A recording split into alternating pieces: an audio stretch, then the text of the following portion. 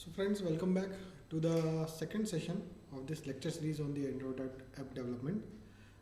In this lecture, we'll be understanding the structure of the Android app and how the different modules of Android app do work, and how the GUI of the Android Studio looks, and so on. So I'll switch to the presentation mode. This is uh, this is the typical structure of Android system, wherein you have the applications, and these applications are based on top of the application framework, which is sitting on top of libraries and Android runtime, and finally everything is being controlled, or not controlled, is being supported, coded by the Linux kernel, which is at the core of the Android app, Android apps. So let us see one by one. Let's talk about the Linux kernel. Linux kernel is at the bottom of all the layers. It is the basically the core programming, core instructions to the CPU kind of thing. It contains all the essential hardware drivers like camera driver or keypad driver, display driver, maybe audio driver, and so on and so forth. So these all hardware drivers are inbuilt and kept in the Linux core, Linux kernel. This kernel also handles all the things that Linux is really good at, and a vast variety of device drivers, which takes the pain out of interfacing with the peripheral hardware. For example, if you want to write a code which write an app which is interfacing with camera, so obviously camera you it's very difficult to directly it is very difficult to directly handle the camera, directly program the camera, because every camera has its own type of coding and convention and everything. So what Linux is doing, Linux is taking care of that, the driver part of the camera driver part of it. So the thing is, now you don't have to worry about how to interface with the camera. You just have to call an API which will take the images or video or audio, not audio, images or video from camera, and then using that image, whatever you want to do, you can do. You don't have to worry about how the hardware is handling that particular camera. On top of Linux kernel is the group of libraries. Um, there is a set of libraries which include open source web browser engines like WebKit, well-known libraries like SQLite database, libraries to play and record audio, video, SSL libraries for encryption and decryption of the internet traffic, and so on. For example, you want to transmit some data to a web server, it has to be encrypted, because so that nobody can in between, nobody can steal that information. So you have to go for an SSL encryption. That encryption will be taken care by these inbuilt libraries. And along with these libraries, on the same layer, there is something called as Android runtime. It provides a DVM. It is called as Dalvik Virtual Machine, which is it's a kind of virtual Java virtual machine, which is designed and optimized for especially for Android. The DVM makes use of Linux core, like memory management and multi-threading, which is basically intrinsic or a core part of the Java language. Multi-threading, Java is very powerful in multi-threading. You can run multiple threads, and these multiple threads are doing different tasks simultaneously as a kind of multitasking.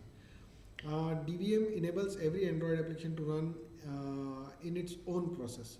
It looks kind of complicated, but once you start developing these apps, you will understand the meaning of each and everything.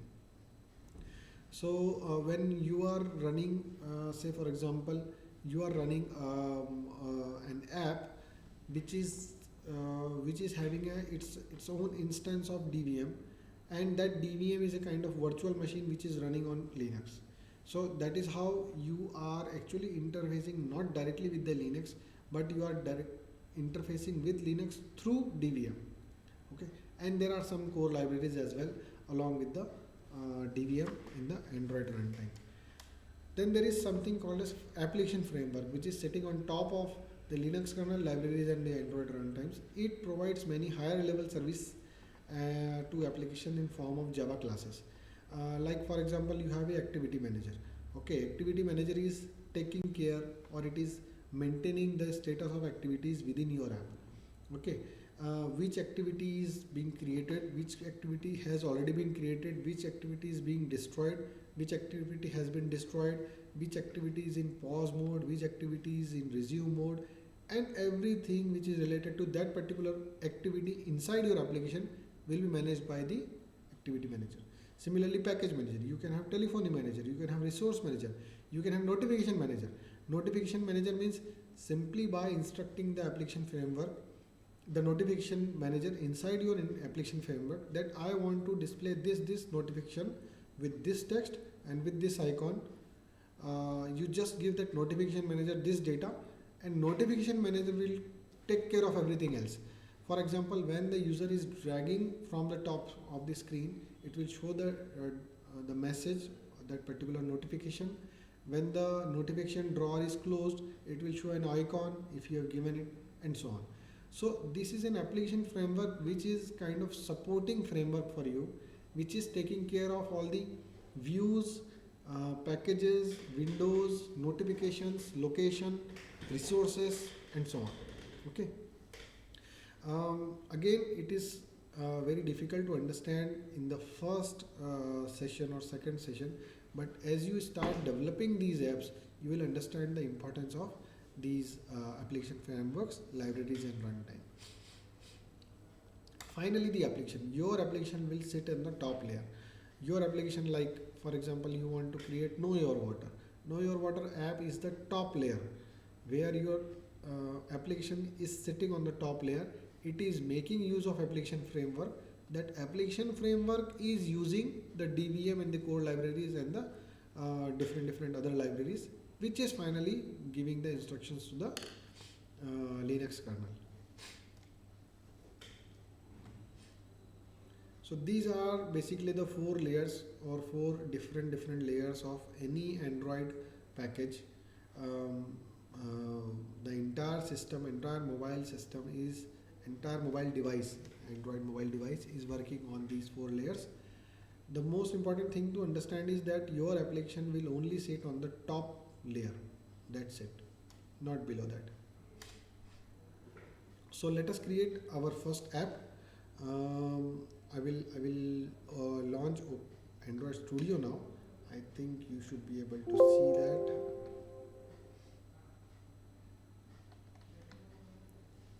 Whenever you open this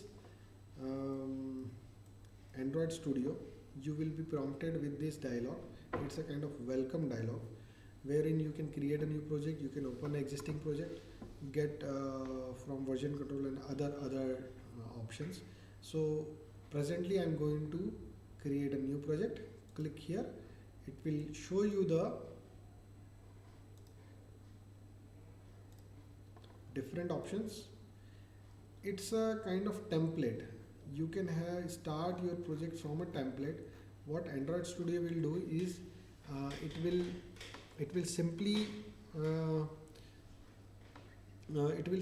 create, using that template, it will create a empty or blank project for you. So let's say for example I want to start with a basic activity. I can select this template and then click on next. Similarly, if I want something to do with location and maps, I can start with the Google Maps activity. Or let's say I want to start with a navigation drawer activity.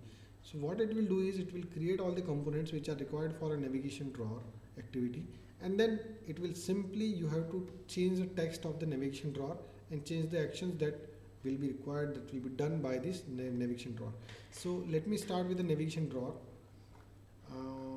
I can start with the navigation drawer, click next and give the name, let's say my first app.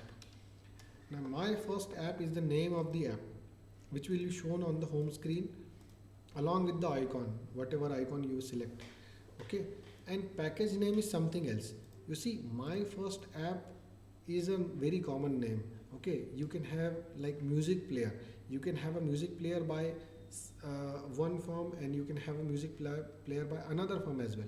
So that is why package name has to be unique, and to make the package name unique, Android, Google and Android Studio have adopted a convention where the name of the app is always prefixed by the domain name of or the website. For example, uh, I am developing an app for, let's say gov.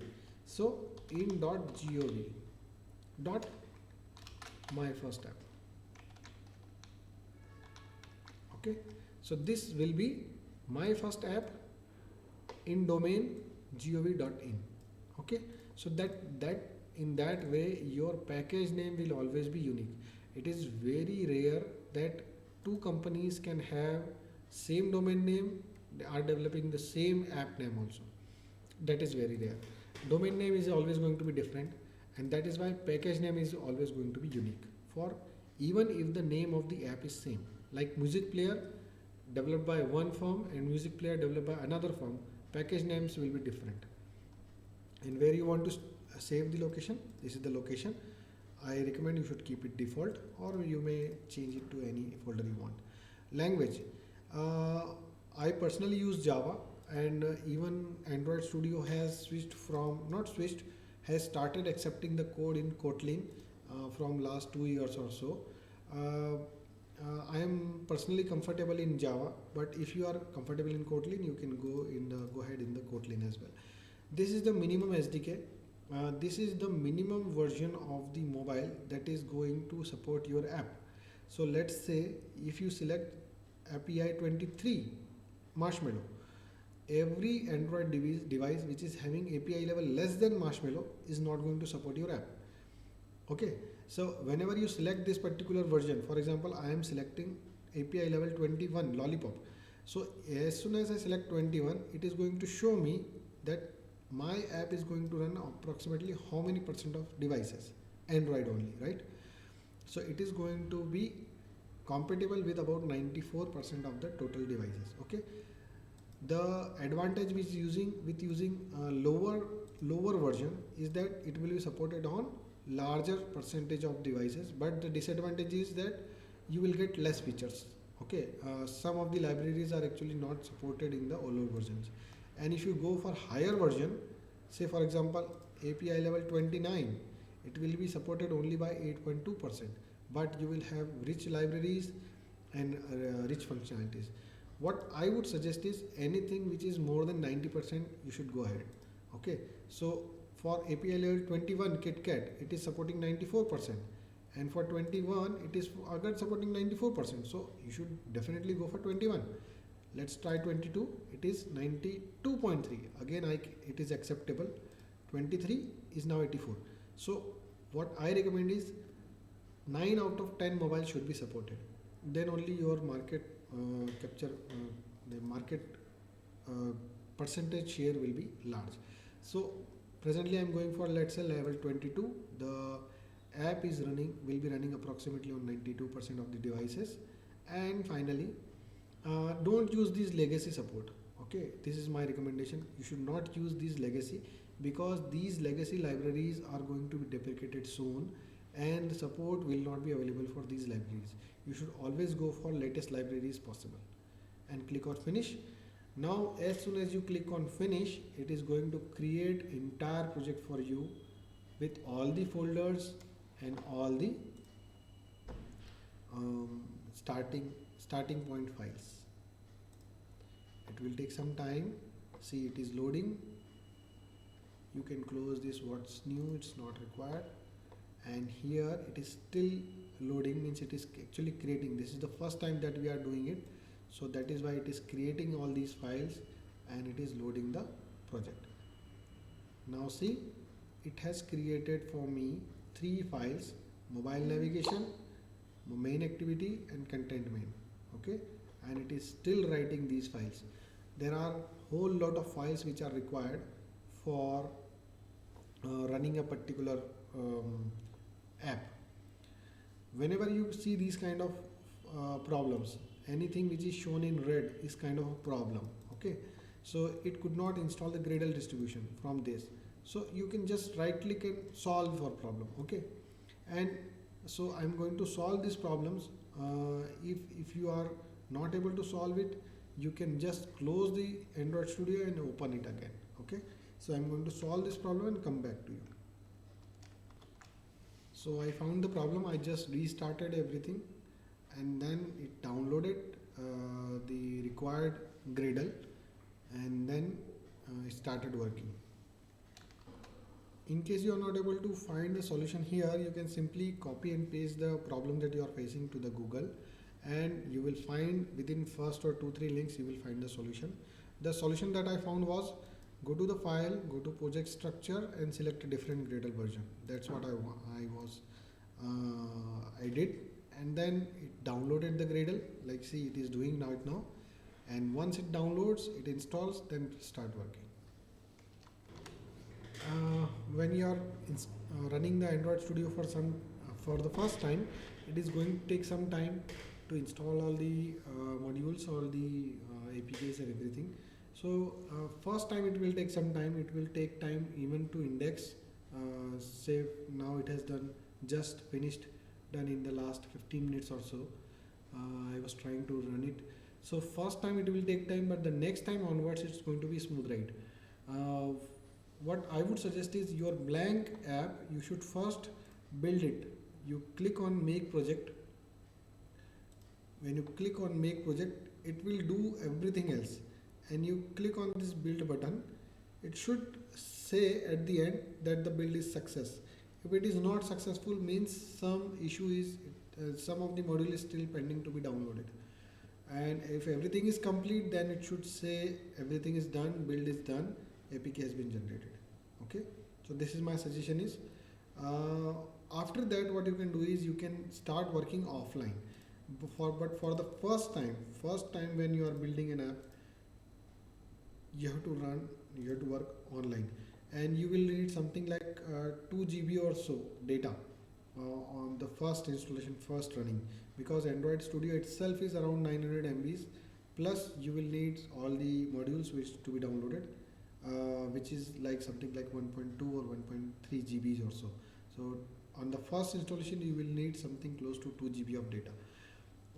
If it says build successful, means everything is done and your Android Studio is ready to compute. See how much text it has already written. See, in main activity.java, although your app is blank, still it has written so much of work. So it has done so much of job. Similarly, content main, if you go to, if you see, it has drawn a basic, blank interface. Okay. And if you want to see its code, you can click here on the code, and this is the code of that particular content. XML file, if you see, you can see two files here. One is .java file, one is .xml. XML files are used to generate the layout. Okay, and see here, you can see the layout. This is the constraint layout. It is stretching from this point to this point, okay, from here to here, and within this constraint layout you have this fragment. Okay, fragment is obviously, it's a blank blank fragment. So if you want to make it, it's a kind of blank tag. Okay, it does not need a ending tag. It's a self-ending tag kind of thing. It is the XML part. If you see the Java part, this is the Java is very much similar to C++. So if you have exposure in C++, you can easily learn Java. And if you see import, these are the things it has already imported. So this is what I was talking about, right? It's the kind of Android framework. Okay, so as soon as you select, as soon as you import this drawer layout within Android X, inside Android X you have drawer layout, and inside drawer layout you have widget, and inside widget you have a drawer layout. Okay, So as soon as you import this drawer layout, all the functionalities of a drawer layout. Drawer layout means the navigation drawer. From right side, when you swipe on your mobile, you will see a navigation drawer which is popping up. So that is a drawer layout. Okay. Similarly, snack bar. Snack bar means it's a kind of small message on the bottom of the screen with a small action button as well. For example, as soon as you delete a photo in your Photos app, it shows so and so photo deleted, and after that there is an undo button. So when you click undo, it will be restored back. So that is a snack bar. Okay, it shows the text of that particular snack bar is the photo deleted, and the button action button is undo. When you click undo, it will restore the photo. So that is a snack bar. So how the snack bar should behave when we are clicking the button, what should happen, only that things you have to program. But what should be the appearance, what should be the text height, what should be the text, and everything, what should be the size of the button, everything will be taken care by the library. Okay, that library is the Android X. Okay, android.material.snackbar, that is the library. And out of android.material.snackbar, you are importing only one component, that is the snackbar. Okay, so now if you see, this is basically the Android Studio interface. This part, this window, this is the main code in window. This is the main code window. Okay. On this right side, if you see, you have project. Okay. So when you open this thing, you can see these are the files which have been already been generated by Android Studio. Okay. So can you see how many files it has already generated? So this is the job already done by Android Studio. Now what you have to do is you have to just modify these things, add your text or add your logic, and it will start working as per your need. Okay. In the build config, if you see, it will show you you have the option to change the application ID. You have changed you can change the type, whether it is a debug type or release type, version code, version name, and so on. Okay. And in Gradle you can configure what are the dependencies, what are your app is dependent on which libraries, online libraries, and so on. Okay. So here what you can do in this you can change the dependencies. You see, these are the dependencies. Okay. So your app is using which files and which libraries, that implementation, that dependencies you can set here. Okay. So now what I'm going to do is I'm going to switch back. Now what we are going to do is we are going to create a small app which will show a small message when a button is clicked. Okay. Let's make a small app. Okay. So if you open, go to layout, in layout, go to content main, this is the content, and in this I want to see the code as well as the graphic output. I can click on split, and from here onwards I can start writing my code. Basically the application that we have selected is the navigation drawer, which uses fragments. So what I would recommend is we should not start with a complicated thing like fragment. We'll start with a blank activity, and then we'll switch to fragment whenever we are ready with this. So I'm going to again go to new project, and instead of navigation drawer activity, I'm going to go for a basic activity now. Next, my second app, obviously, because my first app I have already created a project with that name. And now once this app is created, now see, from the second time onwards, the loading and creation of new apps is going to be faster. Okay, so this is the main activity .java. This is the main core programming part. XML part is still loading. It is going to be displayed as soon as the files are created, which is going to and this is our first app. This is the main core part. If you go to RES is for resources, go to layout, and in layout, if you see, there is a activity main. You can see the split code. This is the activity main, and here you can see it's a floating action button at the bottom. FAB is floating action button. Content main is the content, and if you see content main, this is the actual content that will be shown. So again, here it is fragment based. You can basically delete this fragment and you can write. For example, I want to go for a linear layout, so I will go for linear layout, match. See how less I am typing. Okay.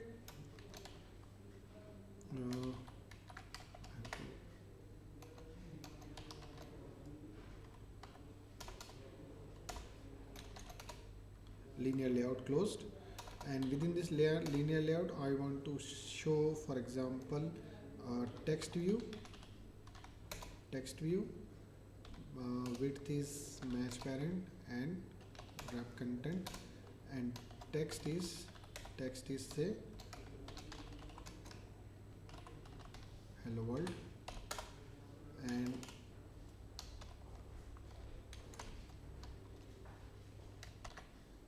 if you can notice, you can see I am writing very small, and most of the job is done by Android Studio. And let's say I want to insert an input box which will take the input from user. It is like this, EDI लिखेंगे, we will write EDI and press tab. It will write everything else, like it will ask for a width and height because these two things are compulsory, and say it is match parent means it will match the width, and wrap content means it will wrap the content. Okay. Linear layout is showing some issues. Yes, orientation is it. This linear layout is saying there is no orientation specified, because linear layout can be either horizontal or maybe vertical. So that is why it is showing some issues. Here you have to just give orientation, V, tab, and that's it. Your app is ready. Okay. Second is edit text, and let's say third one I want to show as button, wrap content.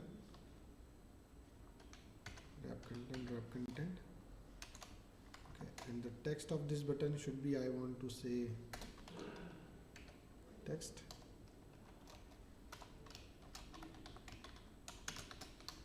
Click me, it is the button. If you see, it will be displayed on your screen like this. This top thing, the hello world, will be a text in kind of dark gray color, and then there will be a text box, not text box, it will be an input box where user can input something. Okay, and finally it will click me is a kind of, it's a button which user is able to click, and whenever user is clicking it, what action will happen, that you have to write. And in this entire thing, what I have written is mostly I have written the names, the types, that's it. Rest everything is typed by Android Studio itself. We don't have to write it. Okay. So this is a first look into the Android Studio. There is a long way to go. This is the very first app that we have designed. In tomorrow's session, what we'll do, tomorrow it's a self-paced practice day. So what you can do is you can visit maybe any tutorial website, or you can visit any YouTube channels and see what are the benefits of Android, why Android is better. You can search on Google maybe why Android, or why Android is better, kind of thing. So you will get more insight into the usefulness of Android, and why you should be using Android as your preferred app development program. So folks, that's it for today. Tomorrow is self practice session. Day after tomorrow we'll go deep into the graphical user interface of the Android Studio.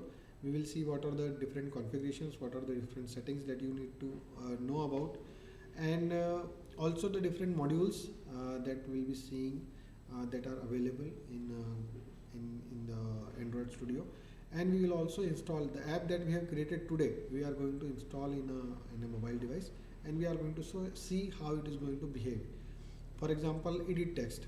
That edit text that we have created today, you can configure it and you can change its behavior, like whether it is accepting passwords or whether it is accepting plain text.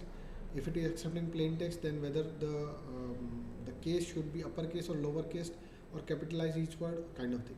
So these are the different modules that we are going to see today, how the modules are going to behave.